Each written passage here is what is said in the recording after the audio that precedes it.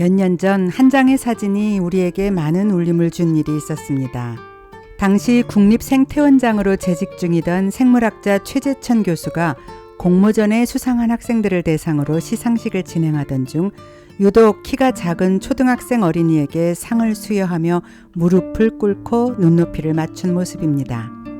이번 영상에서 소개할 책은 이 사진의 주인공인 최재천 교수가 번역한 책입니다. 프란스 드바알 지음, 최재천, 안재하 옮김, 공감의 시대.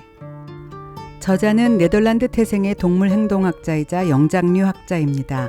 영장류 동물과 인간의 유사점을 찾는 연구로 수백 편의 논문을 발표한 세계적인 생물학자이며 현재 에머리 대학교 심리학과 석좌 교수이자 여키스 국립영장류연구센터의 리빙 링크스 센터 소장을 맡고 있습니다.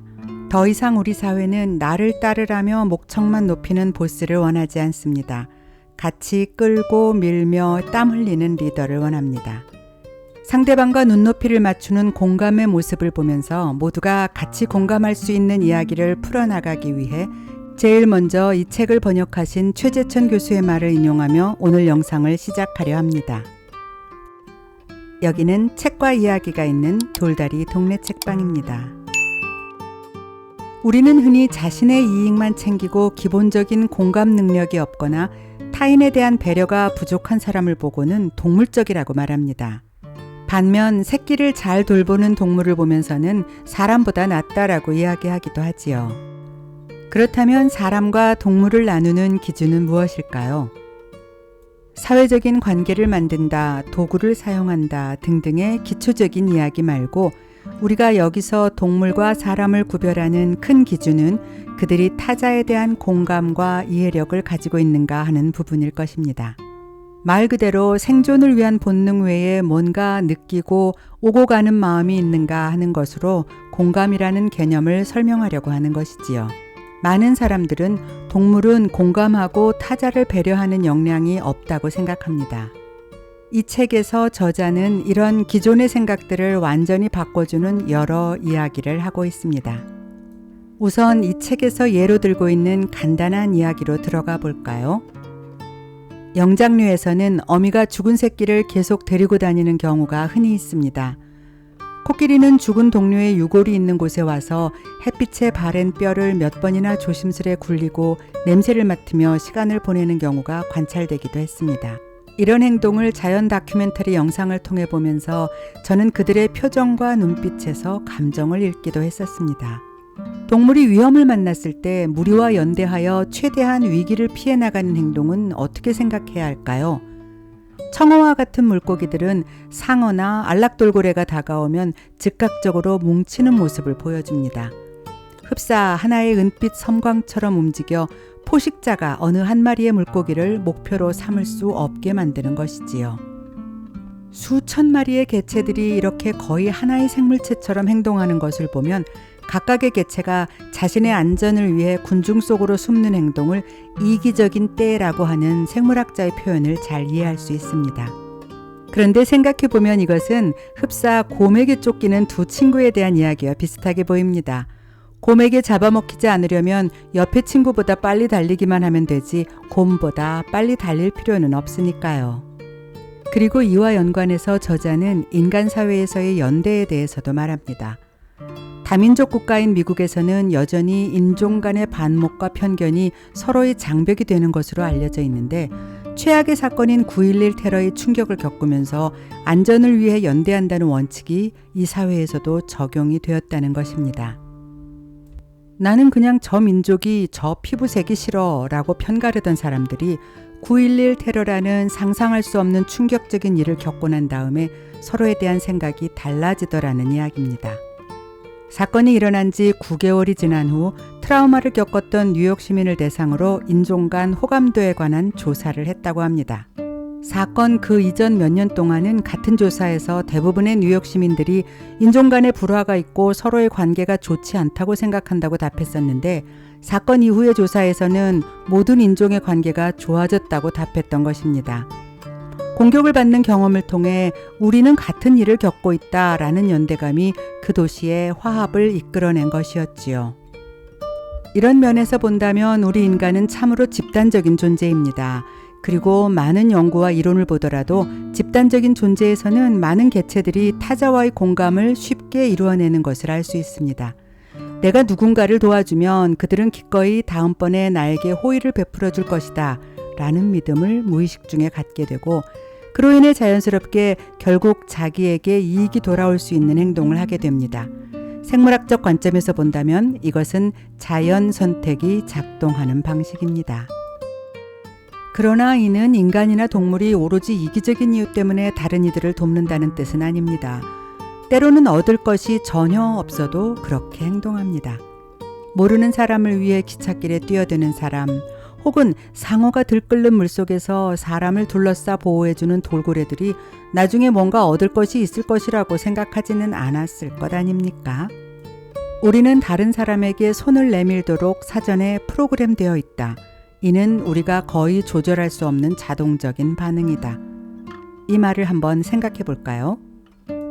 우리 인간은 사이코패스와 같은 극소수를 제외하면 그 누구나 다른 사람의 상황에 감정적으로 영향을 받게 됩니다. 슬픔도 기쁨도 주변의 사람에게 자연스럽게 전파되지요. 여기에서 기본적인 질문이 나옵니다. 왜 자연 선택은 애시당초 우리 스스로가 다른 사람의 느낌에 영향을 받게끔 진화되어 온 것일까요? 그것이 많은 경우에는 생존의 문제를 유리하게 해준다는 이론은 납득할 수 있지만, 어떤 경우에는 오히려 그 공감의 영향이 자신에게 불리하게 작용하기도 하는데 말입니다.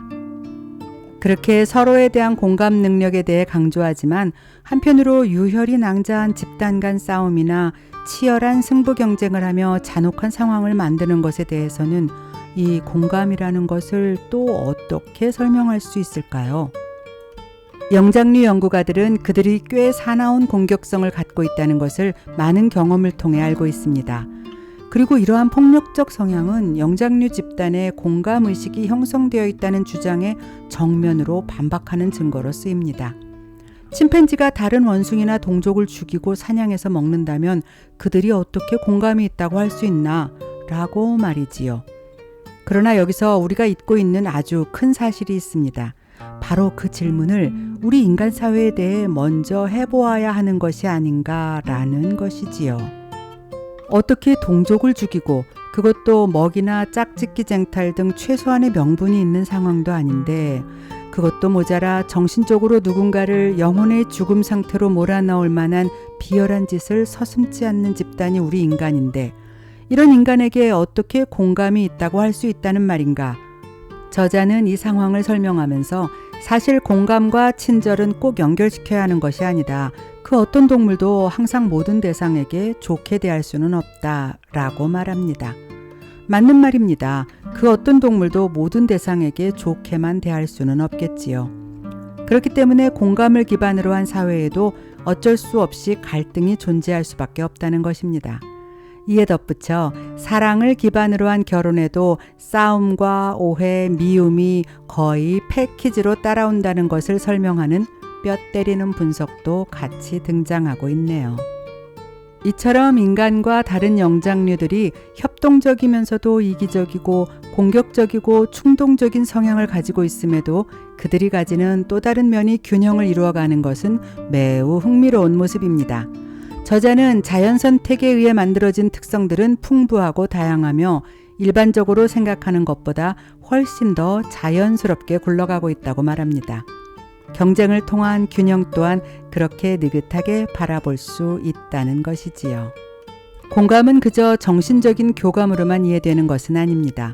공감에 대한 또 다른 이야기로는 전파와 흉내내기가 있습니다. 하품이나 웃음 등은 동일 집단 무리 내에 아주 쉽게 전파됩니다. 그것은 인간뿐 아니라 유인원 집단에서도 관찰되는 현상입니다. 카멜레온이 환경에 맞춰 자신의 색깔을 바꾸는 것처럼 영장류는 주위 환경을 자동으로 따라합니다. 누군가 하품을 하면 옆에서 따라하게 되고, 웃긴 이야기에는 빵 터져서 다 같이 미친 듯이 웃음을 터뜨리기도 합니다. 전혀 물리적으로 연결되어 있지도 않은데도 집단 내에서 자연스럽게 따라하거나 같은 것을 보면서 동시에 반응하기도 하는 것이지요. 재미있는 것은 이런 현상이 인간에게만 있는 것이 아니라 유인원 집단에서도 관찰된다고 하네요. 이처럼 우리의 목소리, 기분, 자세 등이 주변으로부터 영향을 받는 방식은 사실 인간 존재에 풀리지 않는 수수께끼입니다. 그러나 이것이 사회 전체를 묶어주는 중요한 역할을 한다는 데에는 많은 사람이 동의하고 있습니다. 이것은 각자의 행동이 독립적으로 분리되는 것이 아니라 모두의 몸과 마음을 연결하고 있는 하나의 조직망이 있다는 것으로 이해할 수 있습니다. 독일의 심리학자이자 철학자인 테오도어 립스는 우리에게 다른 사람을 향한 특별한 통로가 있다는 것을 처음으로 깨달은 사람이었습니다. 립스는 우리는 우리 몸 밖에서 일어나는 일은 아무것도 느낄 수 없지만 무의식적으로 자신과 다른 사람을 연결함으로써 다른 사람의 경험이 우리 안에 반복되면서 그것이 마치 우리 자신인 것처럼 느낄 수 있는 것이라고 설명합니다. 즉, 나와 다른 사람은 떨어져 있는 몸이지만 자신도 모르는 무언가가 다른 사람의 느낌을 함께 느끼도록 해주는데 이것이 공감이라는 거지요. 이러한 공감에 대해 제대로 경험하기 위해서는 사소한 일이라도 상대방의 입장에서 생각하는 감정이입이 필수적입니다. 그리고 그러기 위해서는 자신의 행동이 다른 이에게 미치는 영향을 이해해야 합니다. 동물에게 나타나는 공감에 대한 모습은 탄자니아 마할레 산맥의 야생 침팬지의 행동에서 관찰되었습니다. 침팬지들은 큰 바위에 일렬로 앉아 서로 앞에 앉은 침팬지의 등을 긁고 털고르기를 해주고 있었다고 합니다. 이것을 저자는 침팬지의 사회적 등긁기라고 표현합니다. 마치 예전 대중목욕탕에서 서로 등을 밀어주는 모습과 비슷했을 것 같지요. 그런데 참 놀랍지 않은가요? 내가 나를 긁는 것은 나의 가려움을 해소하는 느낌이 바로 오지만 남의 등을 긁어주는 것은 직접적으로 내가 시원해지는 느낌을 기대할 수 없어서 완전히 다른 이야기가 되는데 이걸 동물이 이해하고 있다는 것이 말이지요. 그 상황만 떼어놓고 보자면 남을 긁어주면 자기 자신에게는 당장 아무런 이득이 없습니다. 단지 내 뒤에 누군가가 나와 같은 행동을 한다는 것을 기대하고 그것이 자기 자신에게도 결국 이익이 될 것이라는 점을 믿고 행동한다는 것이지요. 우리가 흔히 보아 알고 있는 침팬지의 서로서로 털고르기와는 달리 이 사회적 등긁기는 모든 침팬지들이 하는 선천적인 행동이 아닙니다.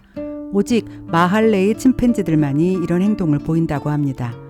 이 녀석들은 어떻게 이런 습관을 공유하게 되었을까요? 자신이 신체적으로 경험했던 것을 다른 대상이 똑같이 경험할 수 있을 것이라는 것. 즉, 내가 나를 긁어서 시원함을 느끼듯이 내가 긁어주는 너도 시원할 것이다. 그리고 내 뒤에 있는 다른 녀석 또한 당연히 내 등을 긁어줄 것이다. 라는 감정이입이 가능했다는 것입니다. 무려 침팬지가요. 사람이 아니라고 해서 그럴 리가 없다고 말하지 마세요. 그렇게 그들의 공감의 패턴은 이런 말초적인 감정이입이 가능해지면서 서서히 풍습화될 수 있었던 것입니다. 이처럼 공감 능력은 감정이입을 기본으로 한다는 이야기가 되는 거지요. 저자는 여러 사례를 이야기하면서 이런 결론에 도달합니다. 어쩌면 이제는 도움을 필요로 하는 타인을 대면했을 때 머릿속으로 비용과 이익을 합산해 도울지 말지 결정한다는 발상을 버려야 할 때인 것 같다. 이런 계산은 자연 선택이 알아서 해줬다.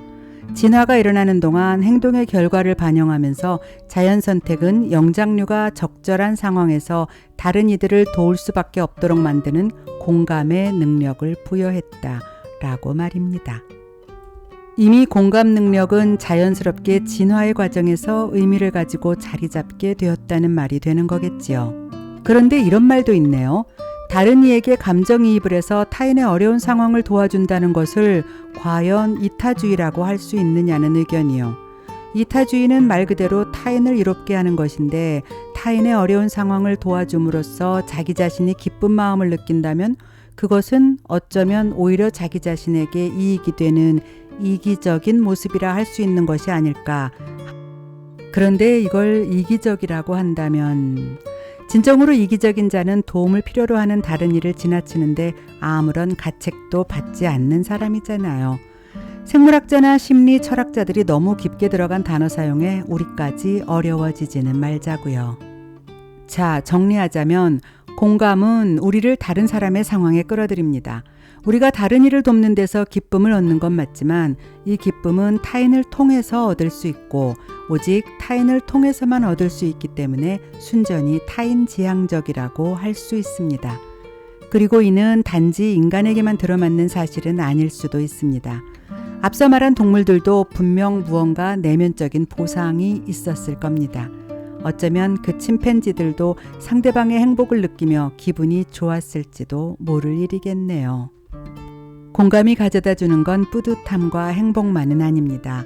때로 공감은 심적 어려움을 주기도 합니다. 이에 대해 저자는 이렇게 설명합니다. 우리가 세상의 모든 고통을 공유한다면 우리 삶이 어떻겠는가? 아무리 생각해도 그건 참 힘든 일이겠네요. 그래서 공감에는 우리가 반응해야 할 것을 걸러주는 필터와 꺼버리는 스위치가 있어야 한다. 공감은 가까움, 비슷함, 친근함을 기반으로 형성되고 이는 공감이 집단 내의 협동을 촉진하기 위해 진화되었다는 것을 생각하면 잘 이해할 수 있습니다. 순전히 이기적인 동기와 시장의 힘으로만 형성된 사회는 부를 생산해낼 수는 있어도 삶을 가치 있게 만드는 단합이나 상호 신뢰를 이끌어내지는 못한다는 점을 기억하여야 할 것입니다. 탐욕이 위주가 된 사회는 그 짜임이 튼튼할 수 없습니다. 우리가 진정한 의미의 공동체를 이루고 싶다면 한 인간이 다른 인간에게 무관심해서는 안 된다는 느낌을 함께 공유해야 합니다. 이것이 바로 우리가 공동체 안에서 살아가는 힘이 되기 때문입니다. 그러므로 공감의 능력은 어떤 사회에서도 서로에게 이익이 되는 것입니다.